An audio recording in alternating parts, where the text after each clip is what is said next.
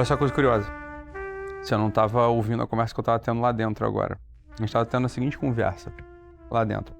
Que era o seguinte, o Hugo falou que está em contato com uma pessoa, um cidadão, que vai, enfim, vai dar uma consultoria aqui pra gente num assunto específico. Ele estava contando a história da tia dele. A história da tia dele era o seguinte, era uma senhora que vivia a vida, estava passando na cidade, passou em frente a uma igreja, gostou da música, estava tocando uma música, não sei que música era, canto gregoriano, uma música dessas sacras, e ela entrou na igreja, se ajoelhou e começou a chorar, teve uma conversão. Saiu e a partir de então ela reformou a vida, mas imediatamente ela entra no Carmelo. Então ela entra num mosteiro, ok? Num convento. Passam-se alguns anos já dentro do convento, ela acha aquilo tudo, segundo as palavras dela, meio soft. Então veja, ela tinha uma vida totalmente inserida na sociedade, uma pessoa que trabalhava, tinha sua profissão e estava ali entre os afazeres do dia a dia, provavelmente construindo uma carreira ou cuidando, sei lá, das coisas que estavam entre as mãos dela. E em algum momento alguma coisa acontece que ela decide mudar radicalmente de vida. Quando eu falo mudar radicalmente de vida, eu estou dizendo o seguinte, a própria materialidade da vida dela muda, ou seja, os dias dela mudam. Ela sai do dia a dia de afazeres e ônibus e casa e etc. e entra numa comunidade num mosteiro, num convento, né? Então ela passa a ter uma outra dinâmica, uma dinâmica de apartamento do mundo. Então se ela já não está mais inserida nas coisas do mundo, e ela começa a se relacionar com a rotina de preces, com aquela pequena comunidade de outras irmãs, né, de freiras. E passados alguns anos dessa rotina, ela relata, isso tudo é soft. O que ela está querendo dizer com isso tudo é soft? Eu não sei, não conversei com ela, mas eu consigo imaginar. Eu imagino que ela ainda, naquele ambiente, ela ainda vê vestígios talvez de conforto ainda, ela talvez veja vestígios de relações humanas, de algum modo. E aí ela sai do convento e entra num lugar chamado e vai para o eremitério, ela se torna uma eremita. O que é o eremitério, o que é a eremita? O eremitério, eremita é aquele sujeito, né, que se aparta totalmente do mundo, ele não tem uma vida em comunidade e ele tem uma vida de relacionamento estrito apenas com a transcendência, com Deus. Tá? Então ele não está dentro de uma ordem de comunidade, uma ordem monástica, perdão, ele não tem a rotina de comunidade, ele não tem a convivência com outros irmãos, ou com outros monges, ou com outras freiras, ou sei lá, com o padre, ou com a família, absolutamente. É um sujeito que está olhando para uma única coisa o tempo todo, ele está olhando para cima, é só isso que ele está fazendo, né? Então tudo, a roupa, o comer, o beber, os afazeres do dia, são, de algum modo, postos num plano totalmente secundário para o eremita. E o eremita ele tem uma vida, de fato, aí sim, apartada 100% do mundo, completamente do mundo, na medida em que é possível um ser vivo estar apartado do mundo, né? Ele está vivo ainda, então ele não está nu, quer dizer, tem uma coisa da modéstia, que ele precisa estar vestido, né? Então está completamente vestido, mas ele não conversa, vamos chamar assim, ou seja, essa demanda de conversar com você, ela aparece em primeira mão dentro do plano terrestre, do plano da materialidade, né? Quer dizer, o convívio entre seres humanos, ele é um convívio tipo material com muitas das nossas pretensões quando a gente está conversando não são pretensões de transcendência, concorda ou não? Quer dizer, são pretensões de fazer a roda girar daqui desse mundo, ainda que você seja uma pessoa que tenha uma visão transcendente, ainda que seja uma pessoa que tenha a visão, por exemplo, da vida após a morte, ainda que você seja uma pessoa que tenha a visão da religião, ainda que você seja uma pessoa que tenha a visão do apostolado, ainda que você seja uma pessoa que tenha a visão da santidade, mas uma grande quantidade de realidade que aparece a partir do relacionamento entre duas pessoas, seja na família ou seja num convento, se dá ainda nessa chave do mundo, da matéria, né? Então, essa senhora, quando ela olha para a vida monástica, ela estava dentro de um convento, ela estava dentro de um Carmelo. E ela pensa, isso é soft? Bem, soft foi o que o sobrinho falou sobre ela, né? Eu não sei quais foram as palavras que ela usou, né? Mas ela sai do Carmelo e aí sim, ela vai para aquilo que é o mais próximo de um abandonamento desse mundo, ok? Veja, e aqui a gente pode e veja como a qualidade das coisas muda. Ítalo, qual que seria a diferença entre isso, uma pessoa que abandona o mundo completamente das relações humanas, abandona o mundo das trocas materiais de mercadoria, uma pessoa que abandona o mundo do conforto, uma pessoa que abandona o mundo das coisas que ela gosta. Quer dizer, veja, vamos lá. Essa senhora, ela já não, sei lá, ela não joga carta, supondo que ela gostasse de jogar carta. Ela não usa perfume, supondo que ela gostasse de perfume. Ela não escolhe o que ela vai comer, né? E todo mundo tem algum gosto alimentar. Quer dizer, uns preferem peixe, outros preferem carne, uns preferem massa, outros preferem arroz. Ela abandona todos os seus gostos, ela abandona os prazeres desse mundo, ela abandona a vida de convívio. Qual que seria a diferença disso? Interrogação. Para uma pessoa deprimida. Essa é uma boa pergunta, né? Quer dizer, o epifenômeno ou a fenomenologia do sujeito, que é o deprimido, para o eremita, é muito semelhante. Né? Quer dizer, o deprimido, diminuição do prazer, né? Diminuição de convivência. Não é isso? Diminuição de expectativa. Projetos, né? O que o eremita faz? O eremita também. Ele abandona os prazeres.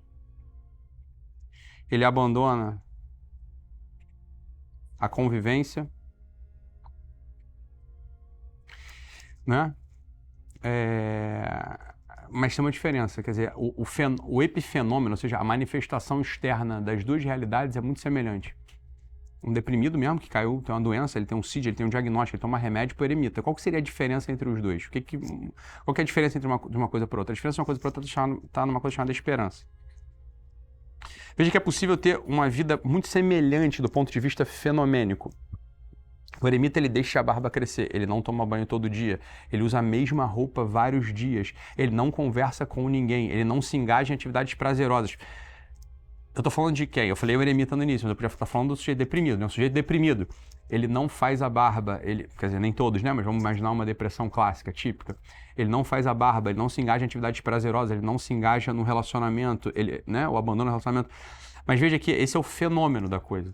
É o modo como a gente olha, como a gente está vendo, é o que está se apresentando para a gente. Mas o motivo pelo qual essas duas coisas acontecem, aí sim a gente pode dizer que eles estão em polos absolutamente opostos, né? Então você tem um mundo, o deprimido está num ponto e o eremita está exatamente no outro. Quer dizer, o deprimido, ele abandona isso tudo como uma desesperança. Ele não consegue mais encontrar esperança em nada. Ele tem uma diminuição, vamos chamar assim, de força vital. O eremita, pelo contrário, tem um aumento absurdo da força vital. O eremita o deprimido tem uma diminuição da esperança, como eu falei. E tudo na vida do eremita é esperança. Ou seja, a diferença aqui está num tipo de olhar, vamos chamar assim. O deprimido, ele está olhando para baixo, ele está olhando só para esse mundo. E aí quando ele repara, não é que ele repara, né? Ele está olhando para esse mundo e repara que o mundo, ele não tem a capacidade de dar para ele a vida. O mundo não tem a capacidade de dar para ele, de fato, os prazeres. O mundo não tem a capacidade de dar para ele, de fato, o gozo dos relacionamentos. O mundo não tem capacidade de dar para ele maiores expectativas. Afinal, todos vamos morrer, né? O eremita, ele olha para o mundo e fala a mesma coisa. O mundo não tem capacidade de me dar prazeres. O mundo não tem capacidade de completar os meus desejos. O mundo não tem capacidade de me realizar, em uma palavra. Mas a aposta que o eremita faz é, ok, mas existe a vida eterna.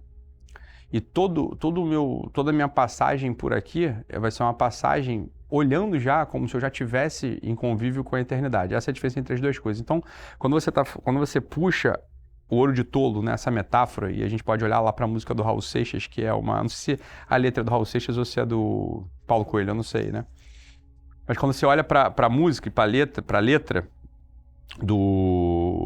dessa música, é mais ou menos isso. Ele está falando o seguinte, olha, eu devia estar contente porque eu tenho um emprego, sou o dito cidadão respeitável e ganho 4.000 cruzeiros por mês, um bom salário. Eu devia agradecer ao Senhor por ter tido sucesso na vida como artista, eu devia estar feliz porque consegui comprar um Corcel 73. Eu devia estar alegre e satisfeito por morar em Ipanema, depois de ter passado fome por 2 anos aqui na cidade maravilhosa. Eu devia estar sorrindo e orgulhoso por ter finalmente vencido na vida, mas eu acho isso uma grande piada e um tanto quanto perigosa. É isso que ele está falando. Quando eu ouço essa música, ou leio esses versos da canção Ouro de Tolo do Raul Seixas, que é o que você está perguntando, eu tenho a impressão de que eu não estou diante de um deprimido. É uma impressão. Quer dizer, ele está olhando para isso tudo, para as grandes conquistas que ele teve na vida, mas ele fala, cara, eu acho isso uma grande piada e um tanto quanto perigosa. Ou seja, como quem diz, é fácil me confundir com as promessas desse mundo, com os 4.000 cruzeiros por mês, com o Corzel 73, com morar em Ipanema. Como quem já estivesse descobrindo ou desvendando que tudo aqui é vaidade, tudo aqui é uma cortina, de algum modo, tudo aqui pode ser um truque dependendo do modo como você se relacione com esse mundo. E que deve haver, ou que tomara Deus haja, algo que seja o sustento disso tudo. Quando a gente vê uma outra referência, que é o filme do Paulo Sorrentino, que é o diretor de cinema, chamado A Grande Beleza, que conta a história de um jornalista, que é o Jeppe Gambardella, salvo engano, o Gambardella é o sobrenome dele, né? É uma história ficcional, que é um gênero parece uma continuidade da história do La Dolce Vita, beleza? Do jornalista Marcello. Então, esse é um filme super antigo, década de 60, salvo engano, o La Dolce Vita, 64, melhor juízo, 63, 64, La Dolce Vita, e o A Grande Beleza é um filme agora, do início dos anos 2000, 2010, talvez 2011, é um filme por aí. O A Grande Beleza, ele tem uma chave de interpretação. Então, é a história de um jornalista já com seus 60 e muitos anos, então até a cena de abertura do filme é a festa de aniversário desse jornalista, que é um sujeito que foi para Roma e cobrir famílias ricas em Roma. Ele era um colunista que fazia cobertura de grandes festas. Então ele se tornou um sujeito muito influente na sociedade romana, da high society romana. Por quê? Porque se na coluna dele saísse que aquela festa era um sucesso, que ele estava cobrindo, aquelas moças da alta sociedade, aqueles príncipes, as princesas, os duques, eles ficavam bem para toda a sociedade. Se a pena dele descesse falando mal, todos olhariam para aquela festa que ele estava cobrindo, atribuindo aos anfitriões algum tipo de debacle, de decadência, etc. Então ele se tornou um sujeito temido de algum modo e sempre convidado e paparicado pela alta sociedade romana. E aparece a primeira cena do filme com uma festa estranha com gente esquisita. No fundo, é isso que é a primeira cena do filme. É o Jeppe Gambardella, com seus 60 e tantos anos, já com sinais do tempo bem acentuados nas suas rugas e no cabelo, que ele não tem, nos cabelos brancos e tal, mas um sujeito elegante, ok? Ainda elegante. E a festa é uma loucura, com modelos lindas e esguias, anões e asiáticos e mexicanos e velhos, muitos velhos também, etc. Então, como fazer? Aqui tem uma grande... Isso aqui é a vida do Jeppe. Ele passou por todas essas pessoas todas de algum modo têm algum contato com ele. E ele é um sujeito que está presente em vários cenários da vida cultural romana. E essa cena vai freneticamente sendo construída até a hora que começa a entrar uma música meio mexicana, meio caribenha. E a música começa a diminuir de ritmo, ela começa a entrar como se fosse num slow, e a cena toda para e as pessoas começam a se mexer em slow motion, e o Jeppe Gambardella, ele tá no centro de um corredor de pessoas. E começa a entrar a voz dele narrando um pouco a vida. E ele fala assim, quando os meus amigos eram questionados na adolescência sobre qual era a melhor coisa do mundo, os meus amigos diziam a vagina. E eu dizia o cheiro da casa dos velhos. Eu era um homem destinado à beleza. Eu já era Jeppe Gambardella. É o que ele fala. Puf, corte e começa o filme, ok? Essa é a abertura. Então, ali ele já está marcando uma coisa também. Está falando o seguinte, olha, existe aqui uma dicotomia entre a vagina, ou seja, os prazeres que esse mundo pode dar, e o Jeppe era um sujeito que estava olhando para uma outra coisa, estava olhando para as memórias. O cheiro da casa dos velhos são as memórias, a tradição. É isso que ele tá falando. Falando, qual que é a melhor coisa do mundo? A tradição. Mas toda a história vai sendo construída como um homem que não acredita mais na tradição. Um homem que não acredita mais na transcendência absolutamente. É um homem que está desiludido. O Jeppe Gambardella não me parece ter a mesma voz do Raul Seixas nessa música, que nessa música o Raul Seixas não parece que ele está desesperançoso. Parece que ele está desesperançoso com esse mundo só. Ele fala, cara, isso aqui, eu consegui o meu Corcel 73, eu consegui morar em Ipanema, eu já não passo mais fome e frio na cidade maravilhosa, eu ganho até 4.000 cruzeiros por mês, mas, desculpa, eu não tô sendo ingrato, eu só entendi que isso aqui veja bem, sei lá, acho perigoso. Acho uma piada perigosa. A gente acreditar que isso aqui é o que mais a gente tem para receber. Isso aqui tem que estar no centro dos nossos corações. Parece que é isso que o Raul Seixas está falando. O Jepp Gambardella, ele percebe também que isso aqui é um truque. E a chave de interpretação para esse filme é um truque. É o truque. Fala, cara, esse mundo é um truque. Roma é um truque. A beleza romana é um truque. Porque parece que tem alguma coisa por trás de tudo isso e é nada. Essa é a visão do Jepp. Ele é um sujeito deprimido, no fundo. É deprimido no sentido de desesperançoso. Né? Ele tem atividade. Né? Ele está sempre nas festas ainda, mesmo com seus 63 anos. Ele convive com um grupo de amigos também velhos de Roma que sempre estão discutindo trivialidades e banalidades com uma desesperança brutal. Tem uma cena no meio desse filme que parece a chave de interpretação de todo o filme, A Grande Beleza, que é quando ele e um amigo estão discutindo, estão conversando, o Jepp Gambardella e um amigo estão conversando, esse amigo também está desesperançoso porque ele está em Roma há 20 anos e não conseguiu nada, ele não conseguiu os 4 mil cruzeiros por mês, ele não comprou um Corcel 73 e ele, como que ele ainda passasse fome e frio na cidade não maravilhosa, mas na cidade eterna, que é Roma, né? E ele está dizendo o seguinte, eu vou voltar para minha família. E se despede do Jepp.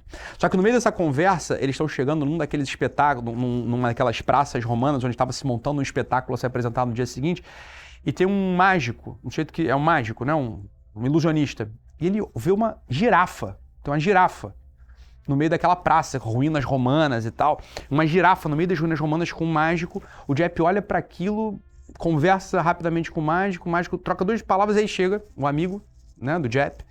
E eles estão tendo essa conversa, né, onde o amigo diz que não conseguiu comprar o Corcel 73, ainda está passando fome e frio, e vai voltar para casa.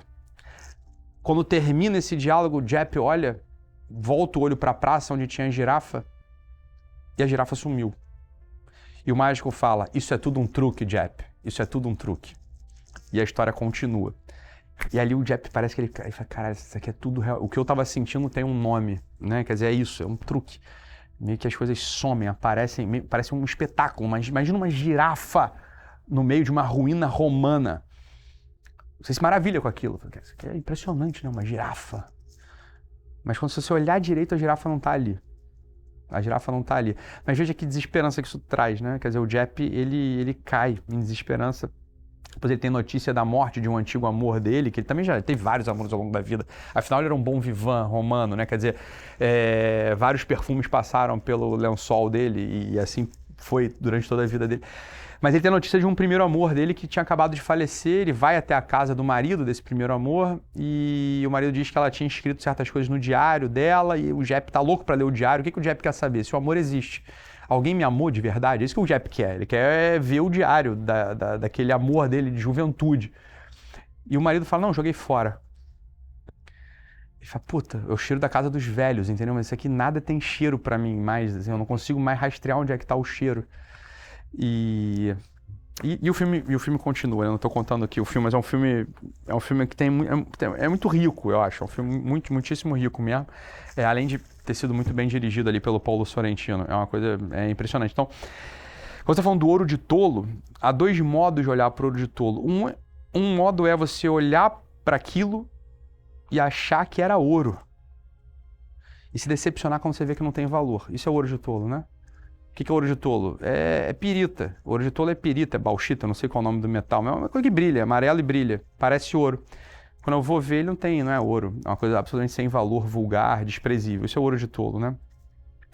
Isso é um jeito de olhar. O outro jeito, ou seja, o jeito que você tinha expectativa de que aquilo tivesse muito valor e que com uma barra de ouro de tolo você conseguisse trocar por algo de grande valor, né? Por uma Ferrari ou por, sei lá, sua casa.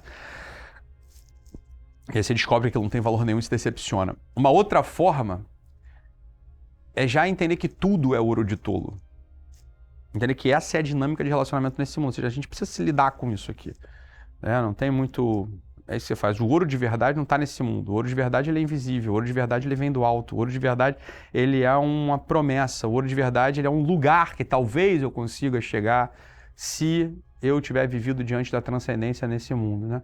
Você vê que são 2 formas totalmente distintas de se relacionar, eventualmente com uma mesma realidade, né? Eventualmente com a mesma realidade.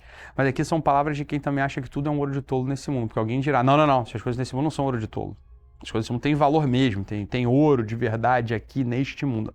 Há pessoas que pensam isso, né? Sobretudo num momento da história específica, um momento específico da história que é materialista, né? Quer dizer, a matéria ela tem um grande apelo. Atenção também, a história do mundo ser materialista é uma grande falácia hoje, né? Quer dizer, o materialismo científico, inclusive, que tinha uma grande força na década de 80, ele está absolutamente em descrédito hoje.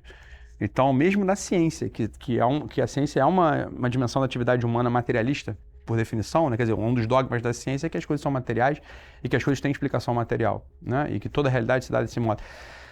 Mas hoje mesmo na academia, eu digo, a visão está totalmente diferente. O materialismo, tanto biológico quanto químico e também físico, ele está em xeque hoje. Então, há várias linhas de pesquisadores muito importantes, muito influentes, colocando em xeque. Então, a ideia de que o materialismo hoje é a única voz no mundo da ciência, por exemplo, é 100% falsa.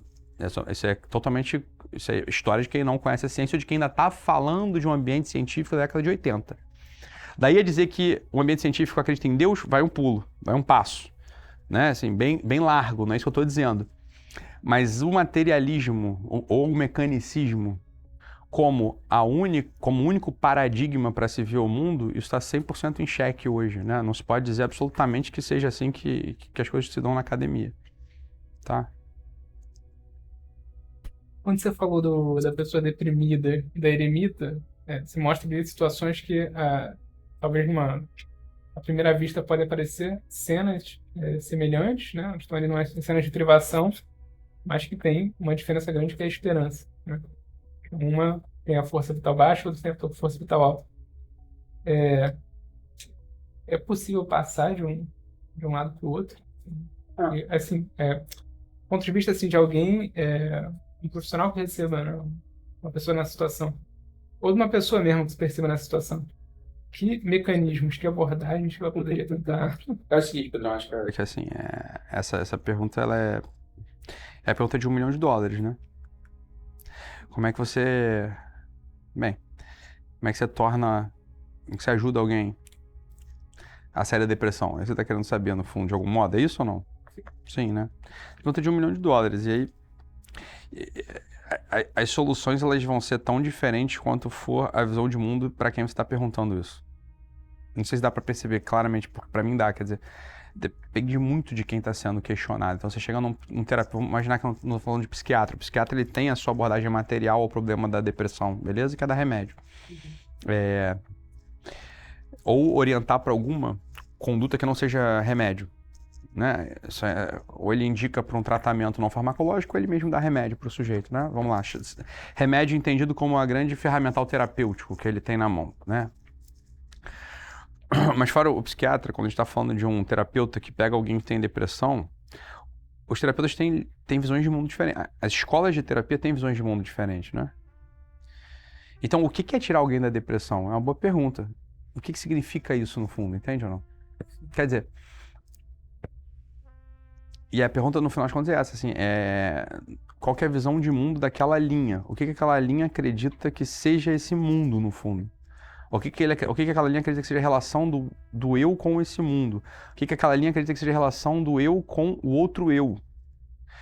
E quando a gente está falando de mundo, a gente está falando de Deus, ou da transcendência também ou não? Então a gente tem aqui uma questão só, você tem o eu aqui. Esse eu, ele tá se relacionando com o mundo. E esse mundo, ele pode ser um mundo que engloba a transcendência, ou é um mundo que é só imanência? E esse eu está se relacionando com o outro. E aqui está a grande pergunta. O que é o outro? Entende que aqui que aparecem as linhas, os conceitos que as linhas vão abordar. Depende. Então chega um eu deprimido. A solução para essa questão, ela vai se dar na medida em que o sujeito acredita que é o mundo, o que aquela linha, aquela escola acredita que seja o mundo, e o que aquela linha, aquela escola acredita que seja o outro, e o que aquela linha, aquela escola acredita que seja eu mesmo.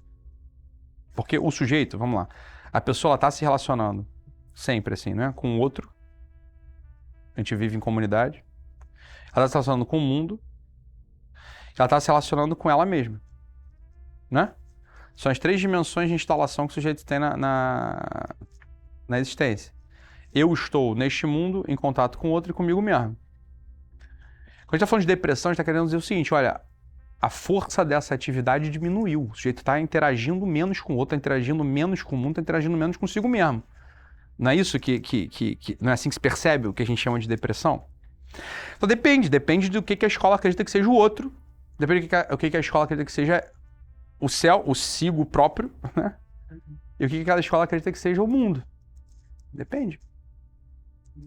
Entende o que eu quero dizer? Então, assim, quando você fala assim, como tirar uma pessoa da depressão, em primeiro lugar, você tem que saber como você vê a realidade.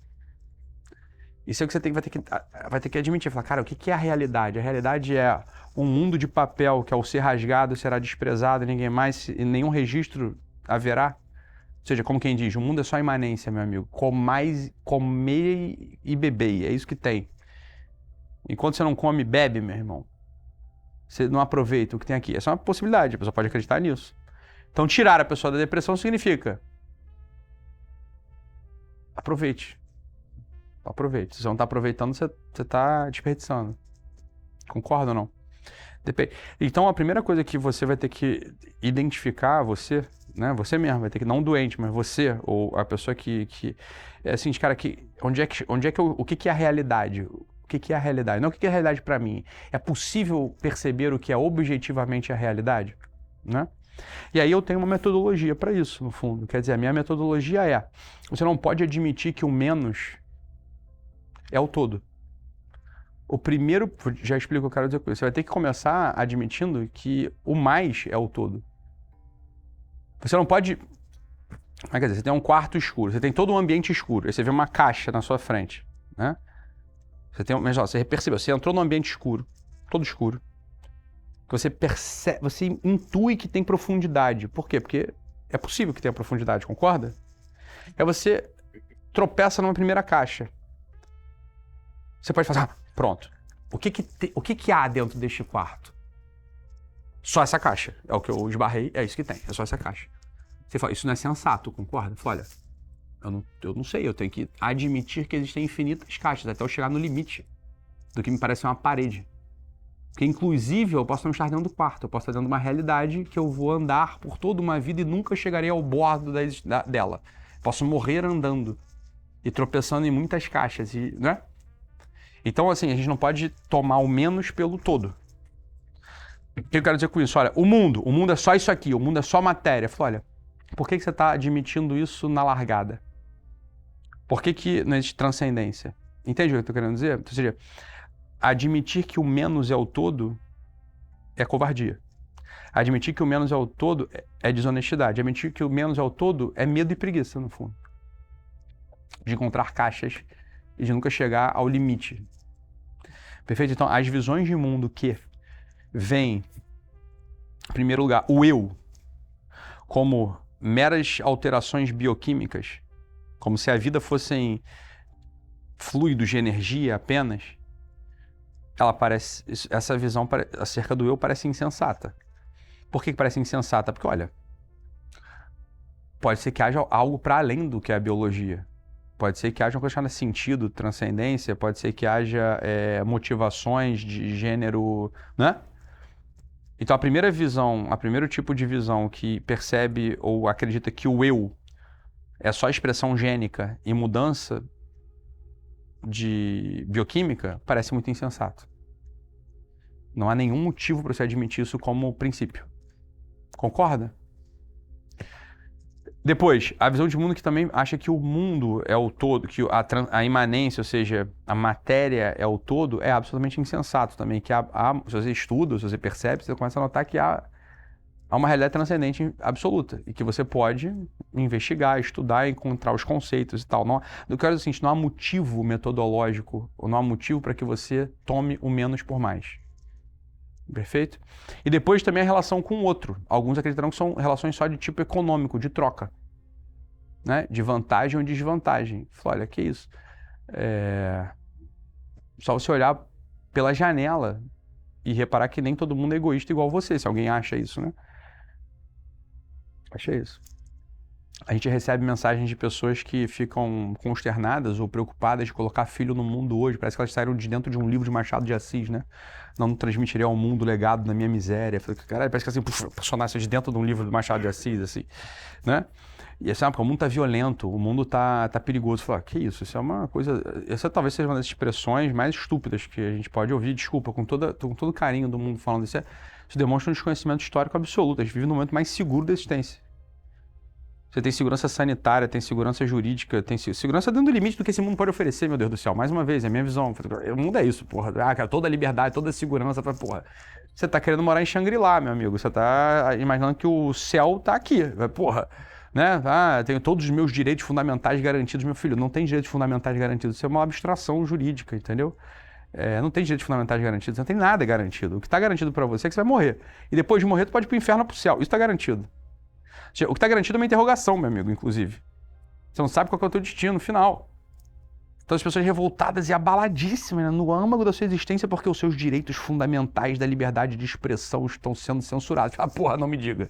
Né? Olha, você até pode fingir que apela hoje, até pode ser que um desses agentes acredite na tua apelação e pode ser até que você, de fato, seja... Olha, a quantidade de excedente material no mundo hoje é escandaloso. Ah, ele é igualmente distribuído por todos? Nunca foi. Não, não é. E provavelmente não será. Né? Provavelmente não será. Há entidades internacionais cuja visão de mundo cuja visão, né, visão estratégica é lutar para que a caridade seja desnecessária. Como quem diz, os bens materiais estarão tão disponíveis e igualmente acessíveis que ninguém mais precisará dar uma esmola. Há instituições internacionais cuja visão estratégica é essa, inclusive. Beleza, é o mundo da fantasia, né? Tenta aí, cara. Sei lá, parece um negócio absolutamente psicótico, né? Entendo o que eles estão querendo falar, mas é sempre sendo psicótico ou mal mesmo, né? Só quem pode prometer o impossível é uma pessoa que ou seja mal ou charlatão, ponto. Ou é mal ou charlatão, né? Quem quer acessar, quem acredita em promessas impossíveis, né? É vítima de gente má e charlatã. Então, assim, hoje, por exemplo, tem anestesia, tem roupa, tem avenida, as pessoas vivem 80 anos, porra. É o momento da existência mais seguro, mais próspero, mais longevo. Toda a informação, de algum modo, ela circula. Ah, mas estão censurando a internet. Eu sei, meu filho, estão censurando a internet só por um motivo, existe internet. Regressemos ao século XII. Ninguém precisava censurar a internet, a informação não chegava. Não tinha como, não chegava. Uma carta demorava 4 meses para chegar a um lugar. Da Espanha para a Inglaterra, demorava 4 meses para chegar uma carta. Então não precisava ter censura, no sentido de que não chegava, entende ou não? O conceito de censura aparece porque hoje tem informação disponível. Então, tem censura, tá bom. É porque tem informação disponível, porra, eu circulando. Você imagina só, chegou uma carta, imagina se você fosse escrever assim, não entendi. Não entendi. Ou seja, daqui 8 meses talvez você entenda, porque entre o teu não entendi voltar 4 meses para a Espanha e da Espanha voltar para a Inglaterra, passou 8 meses. Não entendeu o quê? Você nem lembra que você não entendeu. O que é que essa carta chegou aqui, cara? Entende ou não? Quer dizer, é isso. Por exemplo, a igreja, como é que o Papa governava? Hoje em dia o sujeito escreve lá um moto próprio, uma encíclica, o cacete, um todo sobre, no minuto seguinte aquilo foi publicado. Imagina como é que era o negócio, como é que chega lá um moto próprio de Roma, como é que essa porcaria chega no norte da África. Não chega, cara. Era possível que no curso de um reinado paroquial, ou de um governo paroquial, de um pároco, que o cara ficou 20 anos sendo pároco, não chegou. Ele não sabe. É óbvio, né? Isso é bastante óbvio. Então, as pessoas falam hoje, nossa, botar filho no mundo de hoje...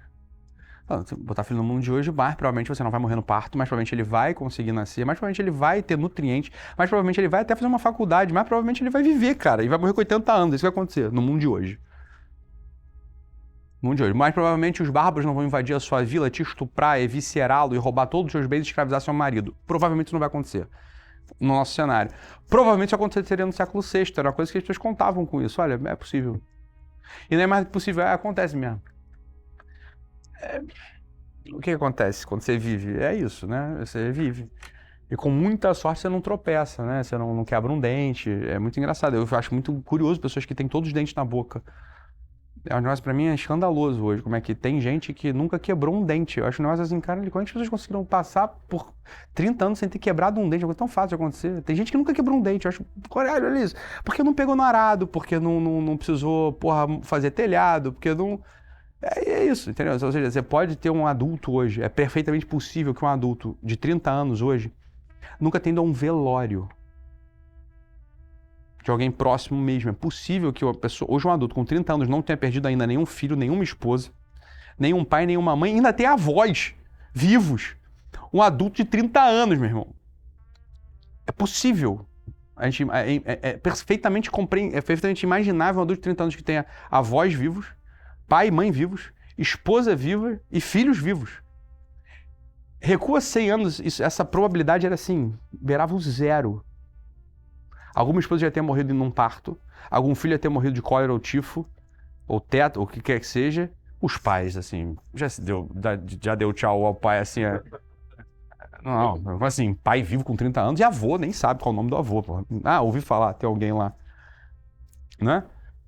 Então, quer dizer, a gente tá num mundo que é absolutamente mais próspero, seguro, estável e longevo. No entanto, as pessoas falam esse tipo de coisa, né? Mas é um personagem do livro do Machado, né? O que ela tá querendo dizer? O que é isso? Qual é a maldade deste mundo que ela tá vendo? Ela tá vendo o seguinte, não vale a pena viver, é isso que ela tá dizendo. Não é que o mundo é inseguro, violento, não. Ela tá querendo o seguinte, caceta, esse mundo é uma selva. Porque ela só tá vendo o mundo, ela não tá vendo a transcendência. Ela não tá olhando pra transcendência. Quando você olha pra transcendência, tudo nesse mundo, ele perde o peso. Perde o peso. Qualquer coisa perde o peso aqui. Como tem que ser, tem que ter uma... Esse mundo é meio leve, ele é fluido, ele é variável. Ah, mas eu queria muito ser prático. Não prático de um homem prático, eu queria ter feito prova para dirigir navio, né? Para manobrar navio no porto e ganhar 100 mil por mês. É isso que eu queria ser, estudei, fiz prova, nunca passei. Ah, sou um fracassado. Tem gente que é assim, né? Eu queria muito ser psicólogo, nunca consegui, queria muito ser médico, nunca consegui. Isso é uma loucura, é um delírio do nosso tempo. Do nosso tempo, onde é permitido, mais ou menos, o sujeito escolher o que ele vai fazer da vida. Até isso a gente tem hoje, tem uma certa liberdade, certa também liberdade, que isso é inclusive uma liberdade rico. O pobre não tem essa liberdade. O pobre faz o que apareceu primeiro, né? Em que você trabalha? Como assim? O que você escolheu trabalhar? Como eu escolhi trabalhar? Eu trabalho com o que apareceu para trabalhar, né? A escolha da profissão é um delírio da classe média para cima. O sujeito escolhe a profissão. Caralho, escolher a profissão é uma coisa extraordinária na face da Terra. É uma existência muito, muito livre, no fundo. Ou seja, ele pode escolher de algum modo. Ele escolhe se ele vai ser contador ou se ele vai ser professor de matemática.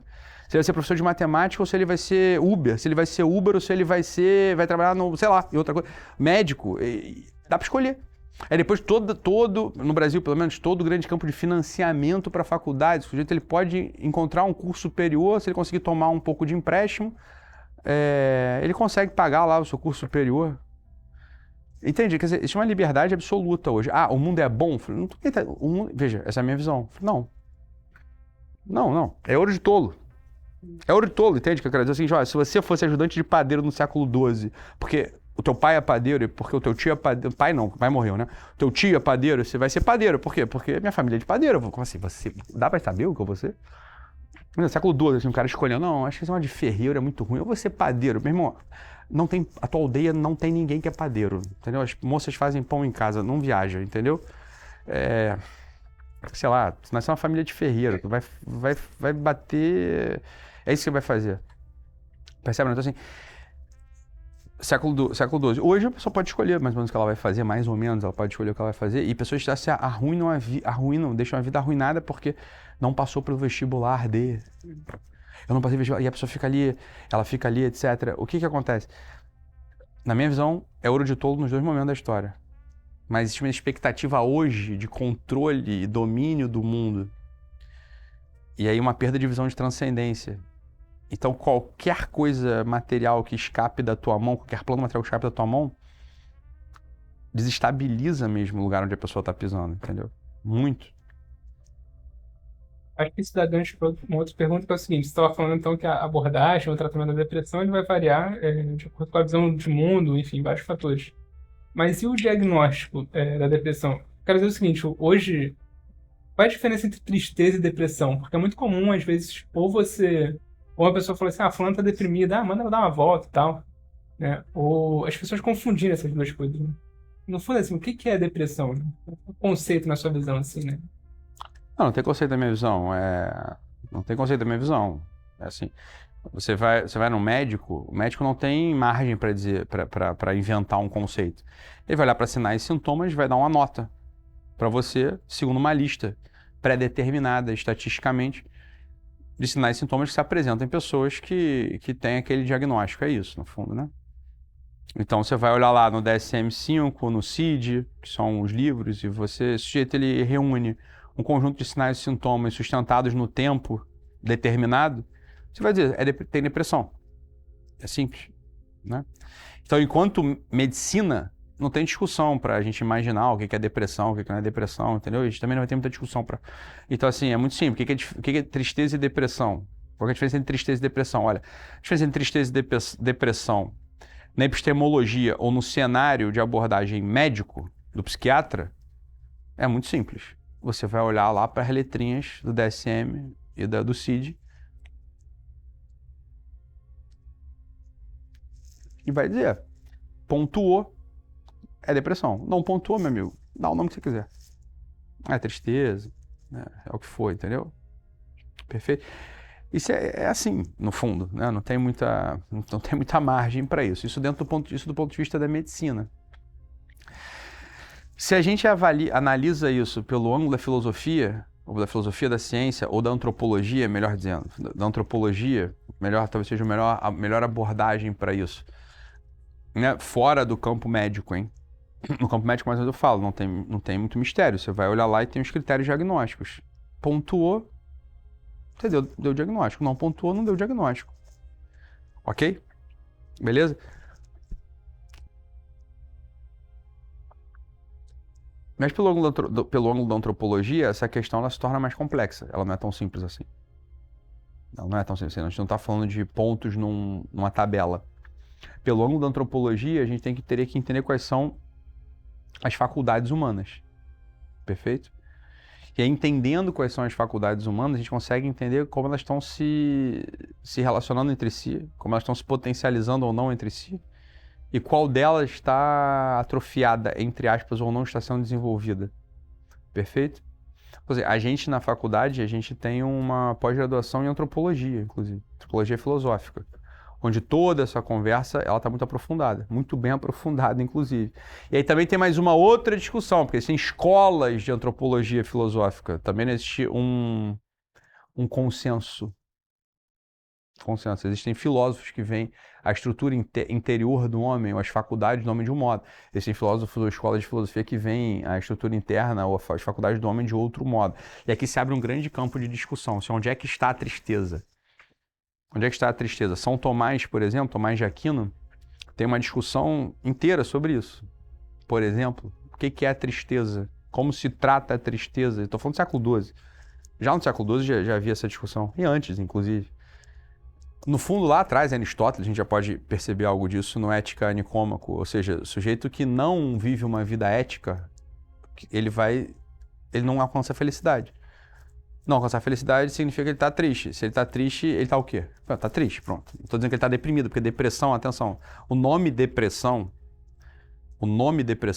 hoje, ele é identificado como uma doença, ainda que a palavra depressão não se relacione só à doença, né? A gente pode usar depressão para várias outras realidades não médicas, inclusive. Perfeito? Mas a gente está falando de depressão médica, para não haver confusão. Então, existe um diagnóstico. Depressão. Tem um númerozinho lá, específico do diagnóstico. Ok? Então, a diferença entre tristeza e depressão, a gente pode entender que é essa. Fala, depressão é uma realidade médica. É uma realidade médica. Tristeza é um complexo conjunto de percepções do funcionamento interno do homem que são descritos ou vistos de modo diferente dependendo da escola de filosofia que está olhando para o homem. Perfeito? Então vamos lá, uma escola de filosofia totalmente materialista ou nihilista. Um homem sem potência física é um homem triste. Claro, porque se é um sujeito materialista, se é um sujeito materialista, ele não imagina que existe transcendência. Então, se o sujeito aleijado, um sujeito aleijado de movimentos, né? Um sujeito emagrecido, um sujeito fraco mesmo, um sujeito escravizado, ele é um sujeito triste. No entanto, para outras escolas que veem o ser humano não só como um ente material, mas imaginam e sabem que o homem tem uma finalidade, que ele está inscrito na transcendência, essas escolas podem muito facilmente olhar para esse mesmo homem escravo, fraco, aleijado e entender que existem potências interiores nesse homem que são teleológicas, ou seja, que tem uma finalidade que pode estar sendo conquistada, mesmo numa situação concreta de escravidão e aleijamento. E ele não está infeliz, portanto. O próprio Viktor Frankl, não preciso nem ir tão longe, voltar no século XII, o próprio Viktor Frankl, psiquiatra, viu uma série de pessoas no campo de concentração durante a Segunda Guerra, na Polônia com ocupação nazista. Ou seja, as pessoas estavam encarceradas, enfraquecidas, aleijadas. E ele olhou para essas pessoas, olhou para si próprio e falou, cara, a gente não está triste. Pessoal, estou interrompendo esse vídeo aqui só para te dizer uma coisa. Se você está gostando desse vídeo, curte o vídeo. Se você não é inscrito no canal, se inscreve no canal. Se você está gostando dessa conversa, deixa algum comentário aqui embaixo, porque isso aí ajuda muito nas métricas do YouTube. Ele entrega o nosso conteúdo para mais gente. Veja, ele é um sujeito simplesmente que tem uma visão de mundo na qual está inserida a noção da transcendência, que é do sentido que ele fala, né? O sentido. Para ele, a noção da transcendência está aberta. Ele entende que no conjunto interno do homem existem faculdades que tendem à transcendência. Tendem ao ideal, tendem ao serviço, tendem ao amor. E que nada dependem, ou dependem muito pouco, ou ainda que não dependem absolutamente, mas que podem, inclusive, se aproveitar das circunstâncias trágicas e terríveis para se desenvolver. Como quem diz, antes era um sujeito absolutamente triste, mas agora que ele está privado do mundo, ele se tornou feliz. Isso é possível, porra. Isso é possível. É possível você imaginar uma escola filosófica que veja o ser humano assim. Então a noção de tristeza ou felicidade, ela também vai depender de quem está analisando. Agora, independente da escola filosófica que analisa, cada ser humano concreto ele pode relatar essa experiência para si ou para a gente aqui, se ele quiser. Né? Ah, é verdade. Em momentos que eu não tinha tal coisa, curiosamente eu não estava triste. Antes que eu não tinha dinheiro, antes que eu não tive, não sei o que, eu não estava triste. Ou não, eu falei assim, cara, olha, então, pra mim não.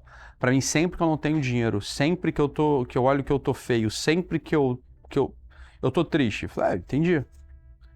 Aí o sujeito, ele vai começando a se conhecer. O sujeito vai começando a entender se ele é um sujeito materialista ou se ele não é um sujeito materialista. Ora, sempre que falta algum recurso material, você se entristece, entendi. Você é um sujeito que olha para esse mundo apenas. Você não tem visão de transcendência. Então tem visão de finalidade mesmo, assim, finalidade transcendente, né? A tua finalidade é ser imaterial. Uhum. Então, se falta algo, ou aquelas manchas, é muito curioso, eu vejo isso, e é curioso mesmo. É curioso. As pessoas que se dizem religiosas, muitas delas, e aí eu falo se dizem porque não são de fato. Né? Quer dizer, a pessoa é religiosa, diz que é religiosa, a pessoa tem prática de religião, ela diz que tem, a pessoa diz que tem fé em Deus, diz que tem, mas aí morre um filho. E aí vocês vão me escrevendo, não vejo mais sentido, tô querendo me matar, tô pensando em me matar. As pessoas me escrevem isso. Eu vou ver, a pessoa tem religião, tem citação de Bíblia na bio, tem foto dela até na igreja lá, com... Eu falo, perfeito, não tô falando de ninguém concreto, hein? Então não fique olhando, imaginando que eu tô aqui dizendo que eu sou insensível e tal. Tô falando de um tipo humano. Que é o tipo humano que é isso. Olha, essa pessoa não tem visão de transcendência, no fundo. Não tem. Eu sei que é duro falar isso. A pessoa não tem fé. Por mais que ela ache que tem. Por mais que ela diga que vai à igreja. Ou até que ela vá à igreja. Até que se morrer um filho, meu amor, eu sei que dói. Dói, é horrível perder um filho. É horrível perder um pai. É horrível perder alguém que a gente ama. Isso tem nada a ver com querer se matar. Zero. Não tem nada a ver. Você vai ficar com saudade, pô. É uma outra coisa. É isso, as pessoas não morrem, meu Deus do céu. As pessoas não vão embora. As pessoas não falem, não vão à falência. As pessoas não perdem o olho, perdem... O meu bisavô, é uma história muito curiosa. Meu bisavô com 2 anos ficou cego, da vista esquerda. E aí viveu, trabalhou, montou comércio. E aos 45 ficou cego da vista direita. Ele ficou cego 2 vezes. Por 2 motivos diferentes. Muito engraçado, no fundo, né? É engraçado mesmo. Porra. Caralho. O raio caiu, não foi no mesmo lugar porque foi numa vez depois na outra. Foi muito perto, né? O raio caiu 2 vezes muito perto. Da mesma pessoa. Tem gente que vê a vida inteira sem ficar cego. Ele ficou cego uma, depois ficou cego outra. Porra. Só não ficou cego de novo porque só tinha 2 olhos, né? Por motivo diferente. Erro médico e acidente. Olha só que coisa curiosa. Quer dizer, como quem diz assim, é isso, né? Só que se a pessoa tá assim, não, o brilho do mundo é tudo pra mim. A pessoa ficou cega, ela vai querer se matar mesmo. Se o brilho do mundo é tudo pra você, meu amor, você nunca reparou que fica de noite? Não tem como. Você que é ruim, não tô querendo dizer que é insensível com quem é cego.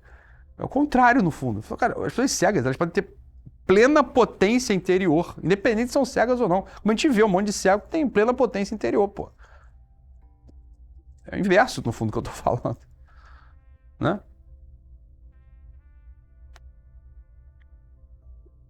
Meu bisavô mesmo montou uma indústria cego dos 2 olhos. É legal, né? Mas, porra, como é que ele fez? Tem que perguntar pra ele, porque ele era surdo, ele era cego. Perguntar se ele ouvia te responder. É isso, porra, entendeu? As pessoas fazem as coisas, mesmo com. É isso que eu tô dizendo assim. Esse mundo ele é a mesma coisa, tanto meio que tanto faz, entendeu? Essa é a minha visão também. Mas você tá perguntando pra mim, tá perguntando pra outra pessoa, né? A minha visão é essa, meio que tanto faz. Então, eu vou fazer o que da vida? Tô numa baita dúvida, não sei se eu faço medicina ou se eu faço nutrição. Falei, cara, meio que dá na mesma, entendeu? Na minha visão é essa, dá na mesma. Assim, cara, sei lá. Pode ser tudo bom ou pode ser tudo absolutamente nada.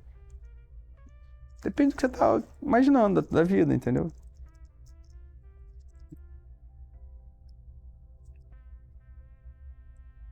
O que mais? Foi mal. Vitor, eu lembro de uma outra, um outro programa que você gravou, que você fez uma espécie de história da psicopatologia.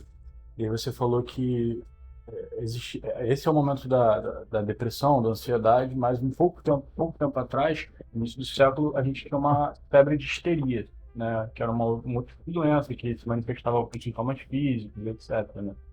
Onde se localiza a histeria nesse sistema? Porque eu acho muito interessante como você descreveu a depressão como uma diminuição das forças vitais. Isso parece de fato que é isso, né? E a histeria já vi em outros lugares dando a entender de que a histeria é um tratamento de percepção. E me parece claro que a depressão não é como você descreveu, é uma diminuição de força vital. A pessoa pode ter uma percepção até adequada das coisas, mas pode ter uma redução da força vital.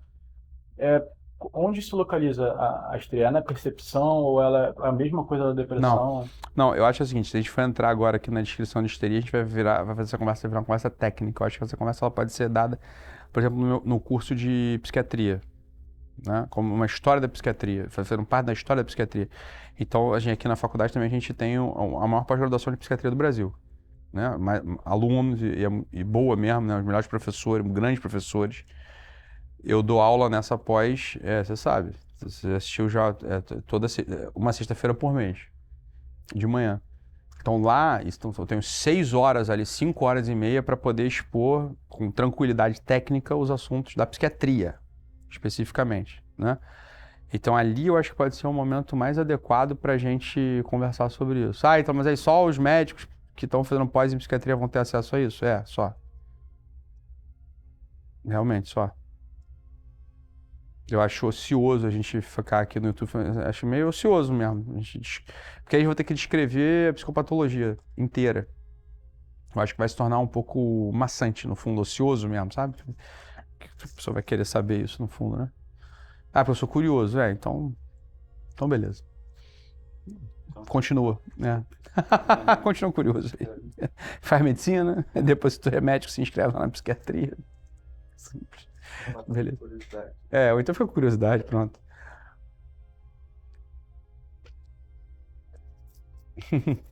Quando você traz o elemento da esperança aí, né? Um elemento diferenciador, né? Do deprimido do eremita. E fiquei pensando aqui se teria alguma. Bom, você já falou que a abordagem do tratamento varia conforme a visão de mundo. E, e também trouxe a questão da transcendência. Eu fiquei pensando se teria alguma forma mais abrangente de dar um primeiro passo, né? Por exemplo, Quem dá o primeiro passo? de uma pessoa que queira ajudar alguém que esteja numa situação dessa. Como, por exemplo, sugerir exercícios das virtudes, mesmo para uma pessoa que não tenha a visão da transcendência. Seria um caminho possível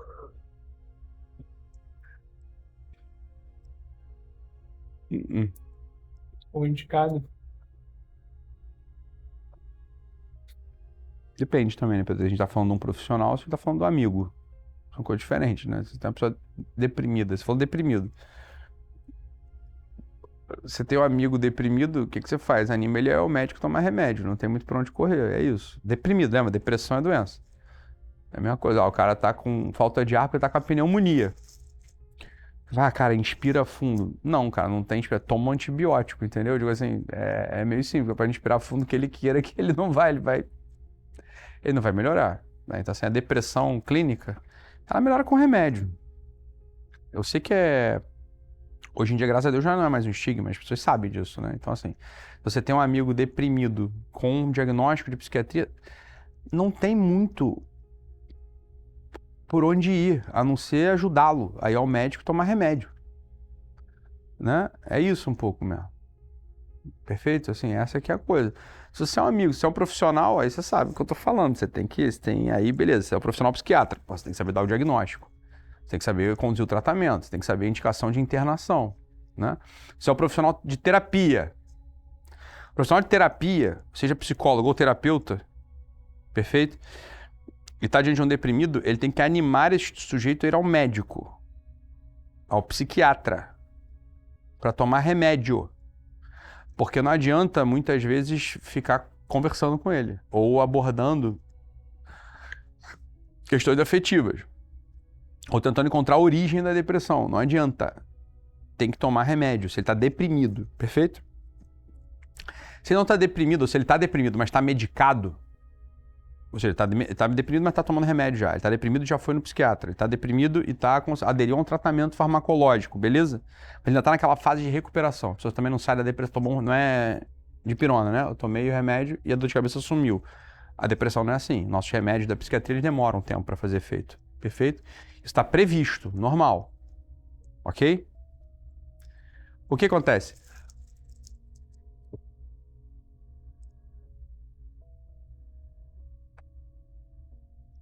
Se o sujeito ele é terapeuta, perfeito? Se ele é terapeuta, ele tem os caminhos ali de abordagem.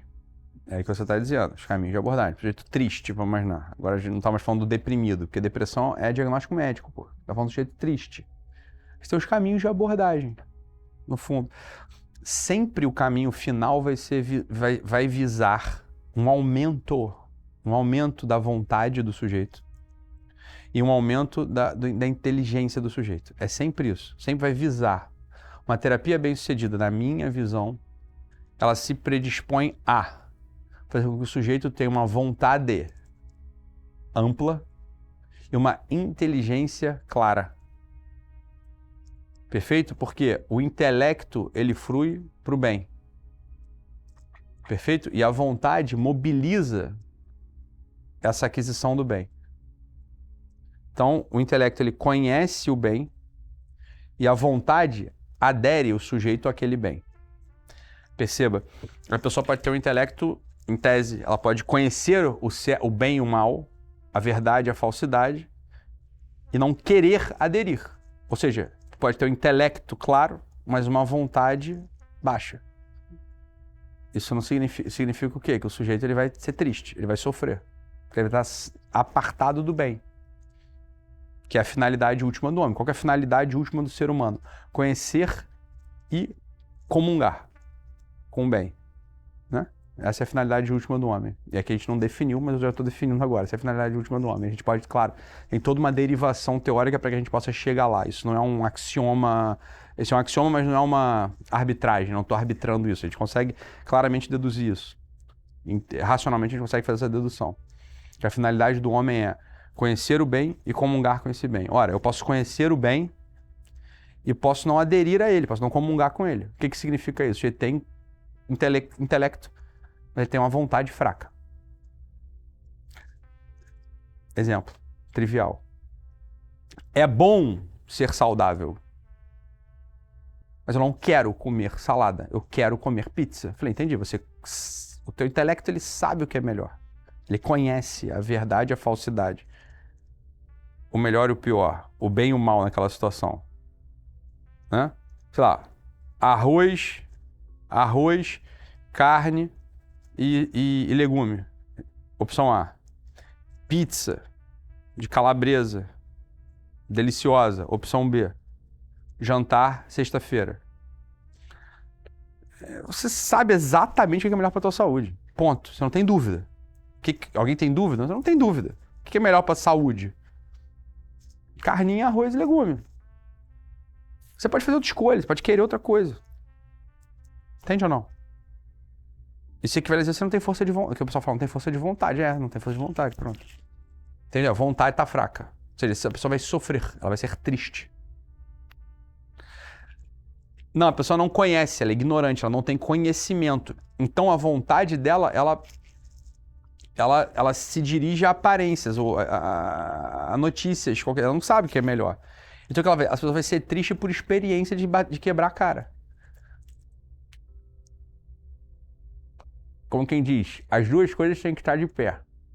Intelecto, ou seja, o conhecimento da verdade, da falsidade, o que é melhor do que é pior, o intelecto é importante, o conhecimento das virtudes morais, o conhecimento da finalidade do homem. Claro, conhecer é importante, mas mais do que conhecer, você precisa ter a vontade para aderir àquilo. Essas duas coisas se desenvolvem. E essa talvez seja as duas finalidades de quem está lidando com o sujeito, seja um amigo ou seja um profissional de terapia. Mas veja, eu estou falando de uma visão de um mundo, de uma escola específica de terapia ou de abordagem. Há outras, para as quais o bem e o mal nem existem. Onde tudo é reação condicionada. Tem outras escolas de psicologia que acreditam nisso. O ser humano ele não tem a capacidade de distinguir o bem e o mal. Eles agem ou reagem segundo condicionamentos. Então é isso, entende? Quer dizer, aí depende, o sujeito tem que saber em qual linha que ele está. Eu não conseguiria viver uma vida ensinando as pessoas que os seres humanos são como ratos, que só reagem de modo condicionado, né? Aí fala, não, o ser humano não é um rato. O ser humano é uma outra coisa. Ele é um outro ente mesmo. Ele é um ente que conhece a transcendência, é um ente que tem unidade. Ele é um ente que é orientado à comunhão, é orientado ao bem. É uma outra coisa, é diferente mesmo, não é romântico, é só outra coisa. A gente podia ser um rato, só que se a gente fosse um rato, a gente nem tá falando disso aqui. Né? Não consta que ratos se reúnam numa sexta-feira e gravem vídeos pro YouTube, falando sobre a história da sua comunidade de ratos do século XII, por exemplo, entendeu? São Ratão de Aquino, não tem isso.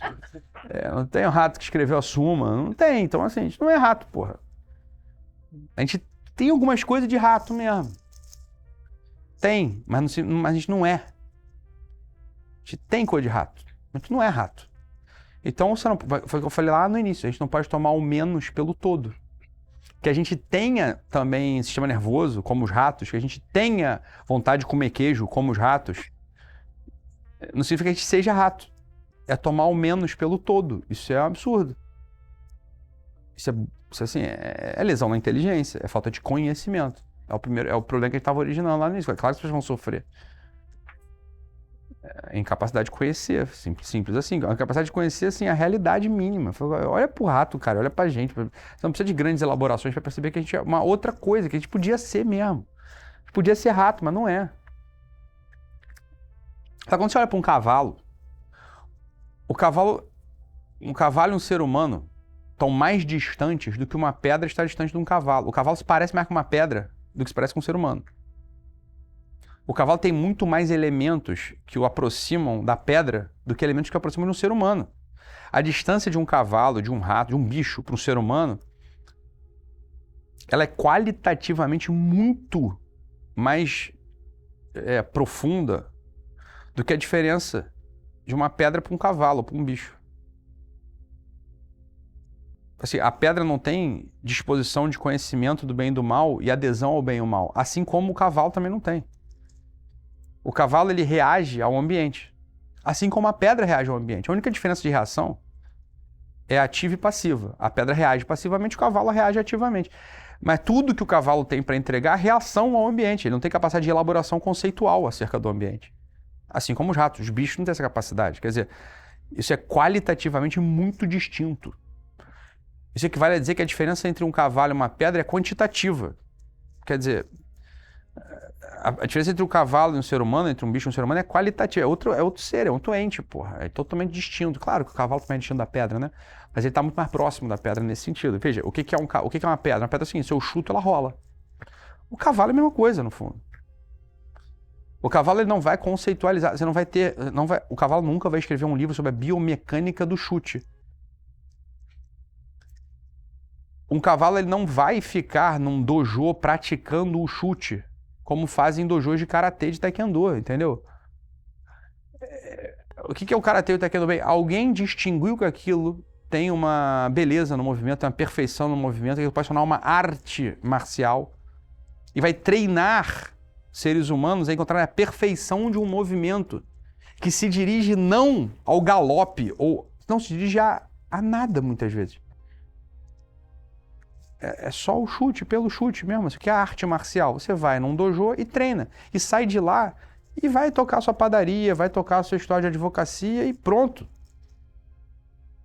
Você veja, eu vi um meme, um Reels esses dias, que era uma pessoa chegando na praia, um cara chegando na praia, e aí a legenda era assim, cara, ninguém aqui sabe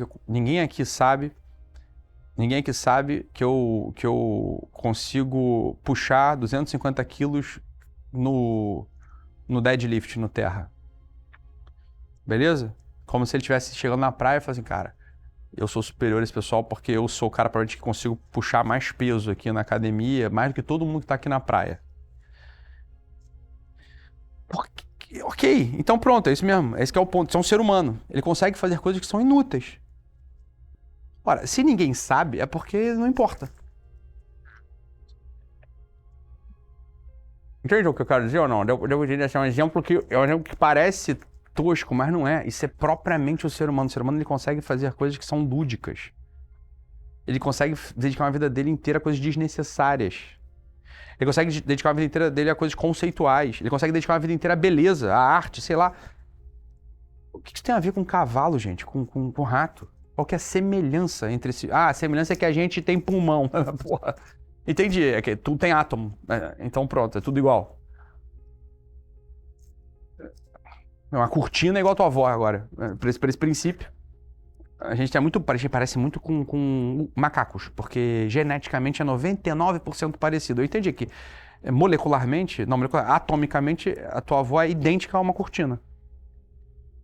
É próton, nêutron e elétron. É igual. Então, é igual. A tua avó é igual a uma cortina, porque é o que a tua cortina tem. É próton, nêutron e elétron. A tua avó tem próton, nêutron e elétron. Isso é tua avó? Não, meu Deus do céu. Né? Essa é uma ignorância, assim, olímpica. O DNA do macaco é 98% parecido com o do ser humano. Eu falei, olha, é mais na real, assim, é 100% parecido. Isso depende do que você está olhando. É 100% parecido. É próton, nêutron e elétron. Não tem diferença, é só isso mesmo que tem, entendeu? É igual. É igual. Né? Quer dizer, os anéis de Saturno, eles são iguais à tua avó. É uma estupidez que você não tem nem por onde começar a conversar com uma pessoa que acha que a gente é parecido com o orangotango. Eu falei, caralho. O dia que o orangotango escrever um soneto em redondilhas, eu vou falar, caralho, tá, tem coisa aí. Né? O dia que um orangotango pegar o livro do Leibniz de cálculo e começar a fazer derivada, integral, e o caralho fala, beleza. Um rato fizer isso, não tá mais aqui quem falou. Enquanto não fizer, fala, bicho, o orangotango parece mais com pedra mesmo. Com cachoeira, com árvore, com cacete a quatro. Você pega um cavalo andando, meu irmão, ele é igual um rio. Já montou num cavalo e andou na fazenda? Ele segue um fluxo e volta. Você acha que está cavalgando. Não. O cavalo que está Você não sabe andar a cavalo e foi no hotel fazenda, subiu num cavalo e deu uma volta com o cavalo. Ele é um rio. Ele faz aquele fluxo. E volta pro mesmo lugar.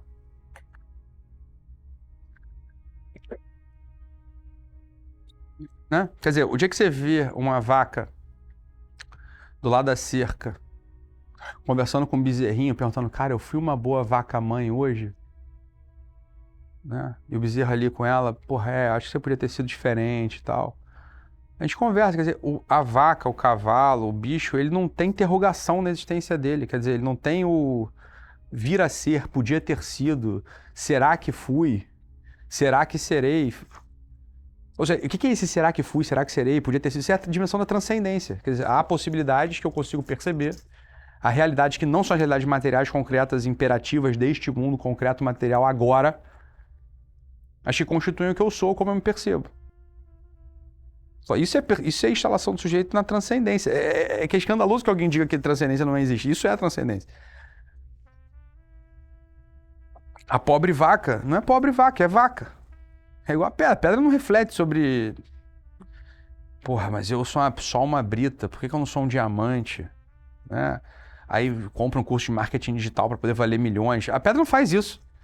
O ser humano faz, pô. Você tem um sujeito lá que é pobre, compra um curso de marketing digital pra ficar rico. Ele quer ficar rico. Sei lá por que caralho ele quer, mas ele quer. Ele pode querer, entendeu? Brita é brita, meu irmão. Diamante é diamante. Ser humano não. Ser humano é uma coisa maravilhosa. A gente tá instalado no campo da transcendência, no grande conjunto das possibilidades. E essa é um pouco a brincadeira. Tentar ser melhor. Só que o problema é em que domínio você tá tentando ser melhor? No domínio material? Tenta, mas não vai fazer diferença nenhuma. Agora, no domínio da transcendência, bacana. Você vai conseguir encontrar, inclusive, recompensas intrínsecas. Você vai ser feliz, no fundo. Se tentar ser melhor no domínio da transcendência. Ítalo, você falou que é possível enxergar notas muito características do ponto de vista material da pessoa depressiva. É possível encontrar essas mesmas notas nas faculdades da alma das pessoas que têm depressão?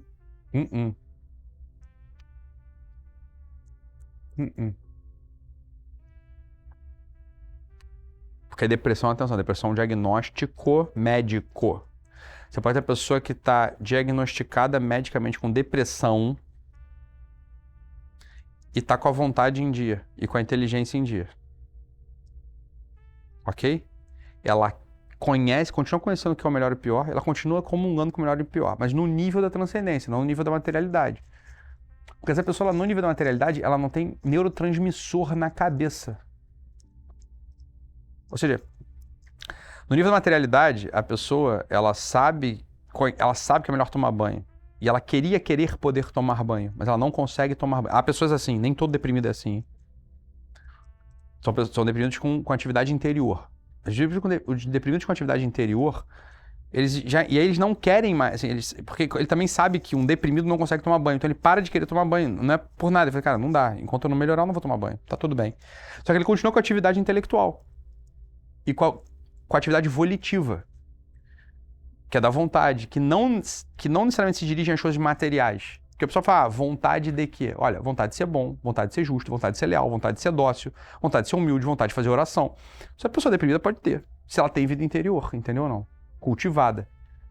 Agora, é claro, o sujeito que não tem vida... o sujeito que não tem atividade transcendente. Imagina uma pessoa que não tem atividade transcendente. Ela não está pensando em conceito, não está pensando em justiça, não está pensando em bondade. Ela não está pensando em nada disso. Ela vive uma vida dela, como os ratos, reagindo a estímulos materiais ou sociais. Tem que trabalhar e trabalha, tem que ganhar dinheiro e ganha. Ela não está se refletindo acerca da bondade, da beleza, da verdade, em momento nenhum. Beleza? Ela não tem dispositivos interiores desenvolvidos.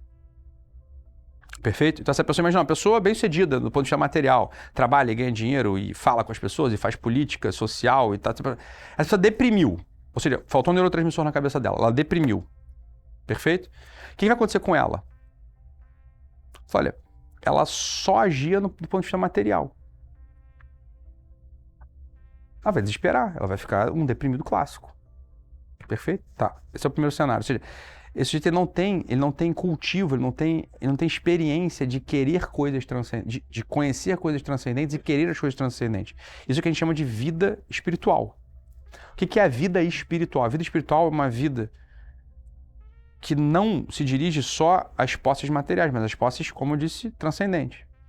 O sujeito, ele pratica, ele tá na realidade tendo que tudo aqui é ouro de tolo. Ele não se confunde. Ele está conhecendo as coisas transcendentes, ou seja, a verdade, a beleza, a justiça, a lealdade, a honra, a nobreza, a gratidão, etc, etc, né? E está comungando com isso, querendo isso de verdade, conhecendo e querendo. E é possível imaginar uma vida assim, né? Quando este sujeito agora deprime, ou seja, faltam-lhe neurotransmissores, ele não consegue agir materialmente, porque não tem neurotransmissor. Ele vai ter dificuldade de sorrir, ele vai ter dificuldade de dar beijo, ele vai ter dificuldade de ter relação sexual, ele vai ter dificuldade de levantar para trabalhar. É que todas essas coisas são materiais, porra. Mas o sujeito ele pode estar perfeitamente rezando, desejando bem, desejando ser bom, desejando ser dócil, sendo dócil. Ele pode estar perfeitamente fazendo isso. E eu vi pessoas assim, não tô falando de coisas que eu não vi, não. E dessas, pensando num cenário de pessoas que não têm visão de transcendência, é possível o terapeuta ou o psicólogo trabalhar com essa pessoa numa hierarquia, sabe? E apresentando essas hierarquias até chegar nesse nível. Muito difícil. Tu pegar uma pessoa deprimida e ali querer fazer o que ela tem a vida interior é muito difícil. Não, então, é isso não dá. Você tem que... Bem, eu não sei fazer isso. A abordagem seria tentar... A abordagem seria dar remédio pra ela, fazer a pessoa voltar a ter neurotransmissor. E depois falar, olha, nem toda experiência de depressão precisa ser assim, tão devastadora quanto foi. Porque você perdeu tudo. Você perdeu tudo porque você tinha pouco. Entende ou não? Então, ou seja, você tratar a pessoa, você começar a querer dar vida espiritual pra pessoa durante a depressão é praticamente impossível. Você trata ela, materialmente falando. Aí faz TCC, faz não sei o que, dá remédio, caramba, não sei o que, materialmente. A pessoa tá ficando melhor, tá melhorando, aí você consegue fazer uma abordagem terapêutica desenvolvendo o que seria a vida interior, beleza? Que já é uma proteção, é um fator de proteção para as próximas depressões que a pessoa vier a ter. A experiência dela nas próximas vai ser diferente, pô. Ela vai continuar tendo a mesma percepção de devastação, né? Digo assim, caralho, tá difícil. Libido foi no pé.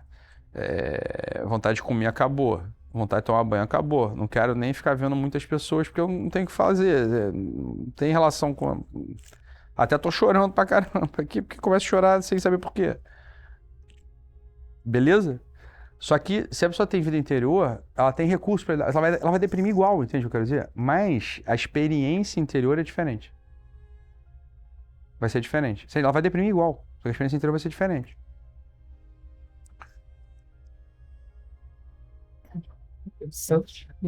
Depressão, né? Se você quiser medicamente falar o que é a tal da noite escura na vida mística, ela pode ser percebida como isso. Só que assim, olha, me foi tirado todo o gosto de tudo. Não sinto nada. Até choro bastante. Não quero levantar, mas levanto, faço as coisas na medida que dá, também às vezes não dá, mas assim, eu não perco a fé, não perco a esperança, pelo contrário. Até pelo contrário, no sentido de que eu não tenho, você não tem nada, você não tem fazendo nada, mas então vou olhar pra cima aqui, isso até é bom no fundo, de alguma medida, né? Não é bom porque eu trabalho pros outros, né? Mas, não, é como se fosse um eremitério, vamos botar assim, né? A pessoa entrou no eremitério forçado, isso é tal da noite escura, a pessoa virou um eremita de modo forçado. Lembra do eremita que a gente falou no início? Ele foi tirar tudo do mundo. Não voluntariamente, só foi tirado. Só que ela fala, é aí que tá, quando fala da noite escura na vida mística, é isso que elas estão falando. A pessoa olha pra ela, agradece, ela até vai falar, porra, não é bom, não é nada bom, mas obrigado. E é uma oportunidade que ela tem de praticar muito mais a vida interior, entendeu? Porque é tudo que ela não tem mais vida exterior, porra. Só o que sobrou pra ela foi a vida interior. Ela fala, então tá. E quando você estava falando lá da terapia do intelecto, claro, e da vontade forte, né, dos objetivos ali. Daí você disse que isso é uma escola, existem várias escolas.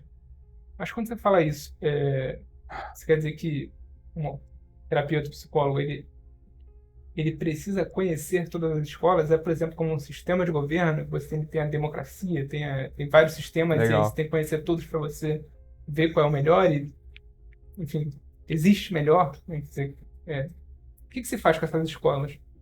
Então, o errado nunca é o melhor, concorda? O errado nunca é o melhor. E nesse campo tem certo e errado. Nesse campo tem certo e errado. Não tem tanto faz, tem certo e errado. Perfeito? Mais uma vez, tomar o menos pelo todo é errado. Por que é errado? Porque é falso, não é verdade. É lógica isso. É lógica simples. Tomar o menos pelo todo é errado. Por que é errado, Ítalo? Não acredito em certo e errado. Eu falei, é errado porque não é verdade, né? Ah, não acredito em verdade. Então tá. Beleza, eu já sei qual é a tua escola de pensamento. Você vai ser triste, cara. Tudo bem, entendeu? É a mesma coisa. É a mesma coisa mesmo, assim. Vocês viram que tem 2 canetas aqui, né? Aí eu pego aqui e pergunto, eu tô tapando. Eu falo assim, quantas canetas tem aqui? Aí você diz, uma, e fecha o olho. Eu falo, não, cara, são 2, olha aqui. Não, eu sei que são uma. Pronto, beleza, cara, então você quer abrir o olho. Você tá falando que você é uma, então é uma, porra, beleza. É uma pra você, mas não é uma, são 2. Pouco isso, a pessoa fala assim, não tem essa coisa de transcendência, não tem nada disso. Cara, então, você quer acompanhar aqui? Entra aqui, deixa eu te explicar, ouve. Não, isso aí é fundamentalismo. Entendi, cara, tá com o olho fechado, não quer abrir, o que eu posso fazer por você? Nada. É difícil mesmo, tudo bem, cara, beleza, tá errado. Aí você, não sei se certo e errado. Eu falei, então tá, cara. Entende? Beleza, vive tua vida aí, tudo bem. Vive tua vida. Vai ser triste com a graça de Deus, com sorte não, né, mas... Vai ser triste. Tá no erro é sempre ruim, porra. Né? Tá no erro é sempre ruim. Então... Aí como é que você sabe que você não é que está com o olho fechado? Cara, que o meu olho tá mega aberto, eu tô querendo ver tudo. Eu tava agora mesmo lendo com atenção um livro sobre materialismo. Sem querer criticar, eu tô querendo de fato ver a visão do mundo do cara. Aí eu falei, caralho, tá faltando coisa. É que é muito simples, cara. Que é difícil falar, mas assim, eu já fui pra Roma. Tava vendo aqui 7 vezes. Tem gente que nunca foi. Então, cara, beleza. A pessoa que nunca foi falar que Roma não existe, eu falei, caralho, eu já fui lá, bicho, existe, entendeu? Se é você que tá falando. São suas manias de dizer que existe coisa pra fora do Brasil. O bicho tem até avião. Avião? Não é avião. Como é que avião voa, porra? Olha pra isso. Como é que isso aqui vai voar? Essa coisa pesada voa. Tá bom, cara. Tu não quer ir, tu não quer entrar no avião, tu não tem dinheiro pra ir, tu não tem dinheiro pra entrar no avião. Eu entendo. Existe, né? E pior, a pessoa pode entrar no avião, pode voar, pode chegar em Roma e falar assim: isso aqui não é Roma. Me enganaram direitinho. Isso é o Projac. Tipo, o avião foi rodando aqui, aí pousou no Projac e o cara está no Projac. Falei, cara, então aí fica difícil, concorda? É um pouco, a visão do materialista, a visão do hedonista, ela é essa, assim, o cara, ele não quer saber. Se você não quer saber, meu irmão, é isso, não quer, cara. Essa é uma outra coisa que a gente respeita muito, a liberdade. Fazer o quê? Tu não quer. E não tem como você fazer o cara querer. O que acontece? A pessoa, e aí que tá o problema, é querer, porque a pessoa saber, ela sabe. Em algum momento, ela vai conhecer, existe Roma. Mas eu não quero ouvir falar disso. É uma da vontade. Então, você até pode conhecer, mas o conhecimento serve de nada. O conhecimento serve de nada nesse sentido. O conhecimento é uma ferramenta para o querer.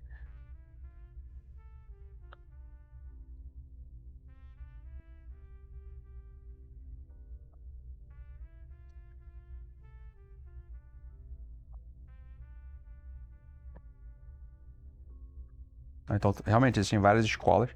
A gente precisa conhecer todas, é a pergunta. Olha, ele precisa conhecer a mais ampla. Se você não conhece nenhuma, começa pela que pelo menos promete a coisa mais ampla, ou mais completa. Porque aí você pode falar, não, mas isso aqui não faz sentido, não acho que tenha Roma, né? Então, beleza. Sei lá, loucura, isso aqui não tem como fazer isso, entendeu? Você começa pela de cima, dificilmente você desce, porque você percebeu do que se trata. O que você pode é se especializar numa área, isso pode, sem perder de vista o conhecimento todo. Você pode querer trabalhar com uma área, Ok? Mas conhecendo todo, sabendo que aquilo ali resolve um problema pontual. Por exemplo, imagina só, o cara que te leva de táxi ou de Uber da tua casa até o aeroporto. Ele tem uma baita função no processo, concorda? Te levar da tua casa até o aeroporto, pra você entrar no avião e ir pra Roma. Mas seria muito engraçado um sujeito que te leva da casa para o aeroporto e fala assim, idiotas, estão indo para o aeroporto para nada. No fundo, por que a pessoa vai te aplicar uma técnica dessas super práticas de terapia para você melhorar